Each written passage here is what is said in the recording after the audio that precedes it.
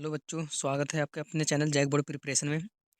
आज की वीडियो में हम लोग क्लास 12 का हिंदी इलेक्टिव देखेंगे। ऑब्जेक्टिव क्वेश्चन, हिंदी ऐच्छिक ऑब्जेक्टिव देखेंगे। उसके बाद सब्जेक्टिव का भी क्वेश्चन आंसर किया जाएगा।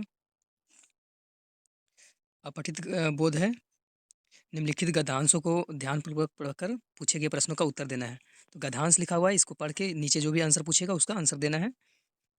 तो अ, विज्ञान की प्रगति से आधुनिक सुख साधनों में पर्याप्त वृद्धि हुई है और इन साधनों के उपयोग से मानव बुद्धि जो है वो कुंठित हो गई है। इसके असंतुलित उपभोग से मनुष्य का शारीरिक तथा मानसिक स्वास्थ्य जो है विकृत हो गई है। मनुष्यों के सामने एक विकट समस्या है।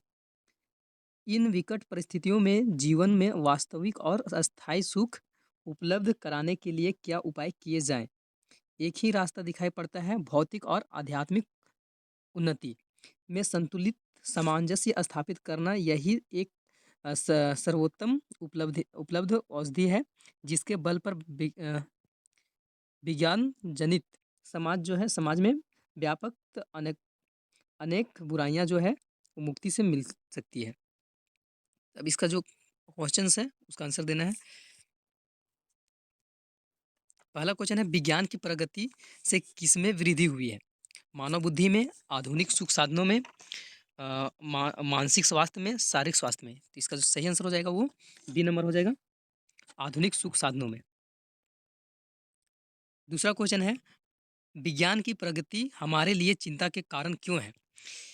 इससे मानव बुद्धि कुंठित हो गई है, शारीरिक स्वास्थ्य में गिरावट आई है, मानसिक स्वास्थ्य में गिरावट आई है, ये सभी। इसका जो राइट आंसर हो जाएगा ये सभी हो जाएगा। तीसरा नंबर क्वेश्चन है, उपयुक्त गद्यांश के लिए उपयुक्त शीर्षक देना है। एक बताना है कि मतलब क्या इसका शीर्षक होना चाहिए। ऑप्शन है, अस्थायी सुख, वैज्ञानिक प्रगति व अध्यात्मकवाद, विद्यार्थी जीवन में अनुशासन, विज्ञान जनित उपलब्धियां। तो इसका जो राइट आंसर हो जाएगा वो बी नंबर हो जाएगा, वैज्ञानिक प्रगति और अध्यात्मकवाद। 4 नंबर क्वेश्चन है, विज्ञान जनित बुराइयों से मुक्ति कैसे मिल सकती है? अच्छा, इसका जो आंसर एक डी भी हो सकता है ना। शीर्षक जब भी बोलेगा तो शीर्षक वो अपने हिसाब से होता है। तो विज्ञान जनित बुराइयों से मुक्ति कैसे मिल सकती है? वैज्ञानिक प्रगति से, आधुनिक सुख साधनों के उपाय से, सी नंबर है भौतिक और आध्यात्मिक उन्नति के संतुलित सामंजस्य स्थापित करके, आधुनिक जीवन शैली अपनाकर। तो इसका जो राइट आंसर हो जाएगा 4 नंबर का वो सी हो जाएगा, भौतिक और आध्यात्मिक उन्नति में संतुलित सामंजस्य स्थापित करके।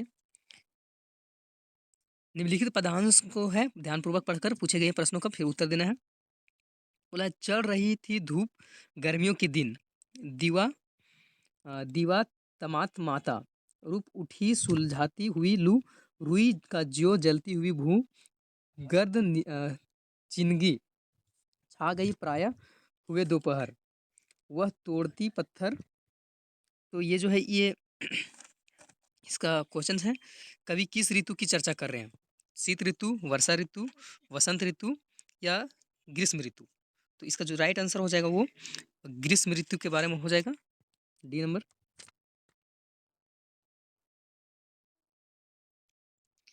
यहाँ वह एक स्त्री, पुरुष, एक बच्चा या एक वृद्ध के बारे में बोला गया है।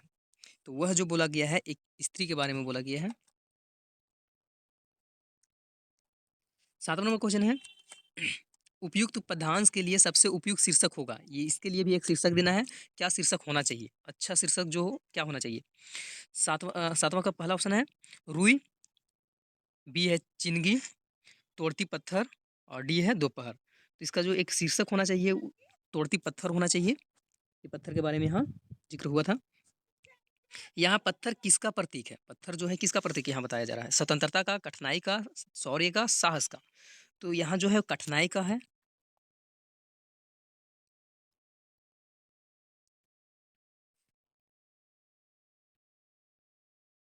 निम्नलिखित प्रश्नों में जो है निम्नलिखित प्रश्नों के सही विकल्प का चयन करना है। प्राप्त है ना, प्राप्त संदेश का कूट वाचन कौन करता है? प्राप्तकर्ता, संदेशवाहक, संदेश प्रसारक, इनमें से कोई नहीं। तो प्राप्तकर्ता हो जाएगा इसका, ये नंबर।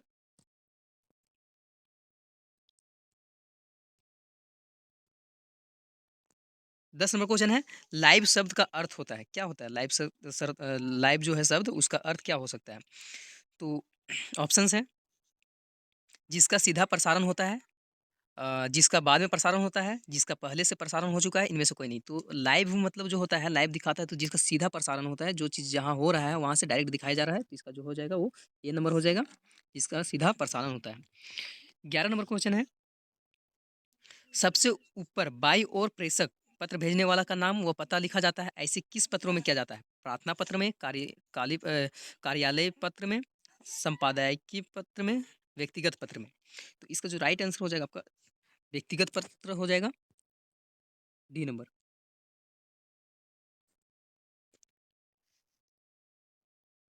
फीचर से फीचर से संबंधित निम्न में से कौन सा जो कथन है वो सही नहीं है? फीचर में लेखक अपने विचार डाल सकता है। फीचर में लेखक जो है, लेखक का एक तय ढांचा या फ़ॉर्मूला होता है। फीचर का मुख्य उद्देश्य मनोरंजन करना होता है, या फीचर आमतौर पर समाचार रिपोर्ट से बड़े होते हैं। तो यहाँ जो हो जाएगा, फीचर लेखन का एक तय ढांचा या फ़ॉर्मूला होता है। तो इसका सही आंसर बी नंबर हो जाएगा। 13 नंबर क्वेश्चन है, निम्न में से कौन सा कार्य संपादक नहीं है ना? निम्न में से कौन सा कार्य जो है संपादक का नहीं है? कौन सा काम जो है संपादक नहीं करता है? ऑप्शंस है, निष्पक्ष भाव से समाचार छपवाना, प्रथम पृष्ठ पर छपने वाले खबरों को बारे में निर्णय लेना, क्षेत्र से खबरें इकट्ठा करना, निश्चित समय पर समाचार पत्र छपवाना। तो यहाँ संपादक का कौन सा काम नहीं है? तो क्षेत्र से खबर जो है ना, क्षेत्र से खबरें इकट्ठा करना जो ये काम नहीं है। 14 नंबर क्वेश्चन है, जनसंचार माध्यमों का प्रमुख कार्य है, लोगों का मार्गदर्शन करना, मनोरंजन करना, सूचना देना और शिक्षित करना, ये सभी। तो इसका जो राइट आंसर हो जाएगा, डी नंबर हो जाएगा, ये सभी। 15 नंबर क्वेश्चन है, भारत में प्रकाशित होने वाला पहला अखबार कौन था? भारत में सबसे पहले जो अखबार आया था कौन सा? बंगाल गजट, या उदंत मार्तंड, सी नंबर है अमर उजाला, डी नंबर है प्रताप। तो इसका जो बंगाल गजट जो है सही आंसर हो जाएगा 15 नंबर का, सबसे पहला जो प्रकाशित होने वाला पेपर था।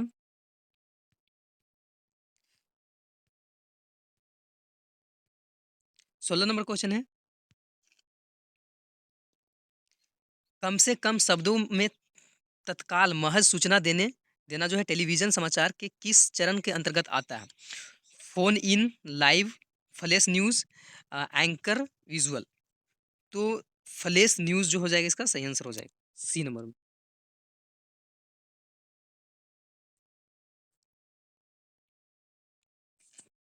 फिर है पदांश है, उसको पढ़कर उत्तर देना है। चढ़कर मेरी जीवन रथ पर, प्रलय चल रहा है अपने पथ पर, मैंने निज दुर्बल पद बल पर उससे हारी होड़ लगाई। जो है प्रस्तुत जो है पंक्ति के रचयिता कौन है? जयशंकर प्रसाद, तुलसीदास, रघुवीर सहाय, सूर्यकांत त्रिपाठी निराला। तो इसका जो इस पंक्ति का जो रचयिता है, रचने वाले हैं, वो जयशंकर प्रसाद हैं। तो इसका राइट आंसर जो हो जाएगा, ये नंबर हो जाएगा, जयशंकर जयशंकर प्रसाद। 18 नंबर क्वेश्चन है, इस पदांश का प्रतिपाद है क्या है? देवसेना की खुशी, देवसेना की प्रेम पीड़ा, या देवसेना का देश प्रेम, देवसेना का उत्साह। तो देवसेना का जो है वो प्रेम पीड़ा है। इसमें जो था कि देवसेना जिसको चाहती थी वो किसी और को चाहता था। तो इसका जो है बी नंबर हो जाएगा 18 का। 19 नंबर क्वेश्चन है, इस पद्यांश में कौन सा अलंकार नहीं है? रूपक अलंकार, यमक अलंकार, अनुप्रास अलंकार, मानवीकरण अलंकार। तो इसका सही आंसर हो जाएगा वो यमक अलंकार हो जाएगा। 20 नंबर क्वेश्चन है, प्रस्तुत पंक्तियां किस नाटक से ली गई है? ये नाटक किससे लिया गया? स्कंद गुप्त, चंद्रगुप्त, ध्रुव समामिनी, अजात शत्रु। तो स्कंद गुप्त जो हो जाएगा, इसका राइट आंसर हो जाएगा, ये नंबर में है। फिर से गधांश है, इसको पढ़ के फिर नीचे का आंसर देना है। और कितनी कड़ा करूं दिल माँ से कहना, मैं भाई भाभीियों की नौकरी करके पेट पालूंगी, बच्चे का जूठन खाकर एक कोने में पड़ी रहूंगी, लेकिन यहाँ अब नहीं अब नहीं रह सकूँगी। यह कहना यदि माँ मुझे यहाँ से नहीं ले जाएगी तो मैं किसी दिन गले में खड़ा बाँधकर पोखरे में डूब मरूँगी। भथुआ खाकर कब तक जी जीऊँ? किसके लिए जीऊँ? तो ये जो है, ये किस चैप्टर से है? तो ये जो है वो संवदिया से है ना? एक स्त्री रहती है, संवदिया के से भेजवाती है पत्र माँ के यहाँ। 21 नंबर क्वेश्चन है, दूसरा देवदास, जो ये बोला गया है कि इस प्रस्तुत पंक्तियाँ जो है किस पाठ से लिया गया है? दूसरा देवदास, तो इसमें तो देवदास में तो है नहीं, इसमें तो प्रेम कहानी वाला है। जहाँ कोई वापसी नहीं, ये भी नहीं है। कच्चा चिट्ठा, ये भी नहीं है। संवदिया चैप्टर से लिया गया है।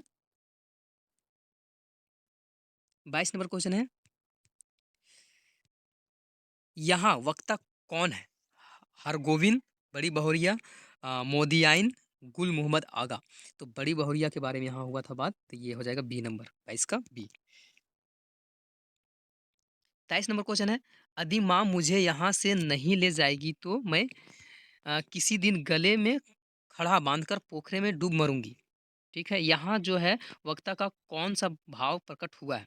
खुशी का, उत्साह का, व्याकुलता का, डर का? किस चीज़ के बारे में यहाँ मतलब बात हुआ है? 23 नंबर क्वेश्चन जो है वो तो व्याकुलता का हो जाएगा। सी नंबर है व्याकुलता।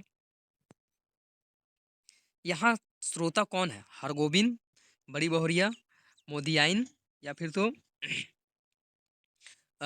गुल मोहम्मद आगा।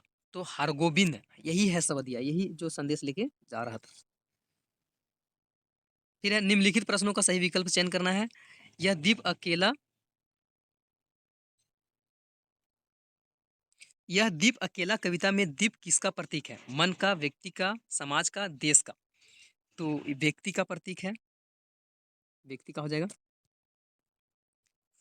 26 नंबर क्वेश्चन है, कौशल्या किसे देखने के लिए राम से पुनः अयोध्यापुरी वापस आने का निवेदन करती है?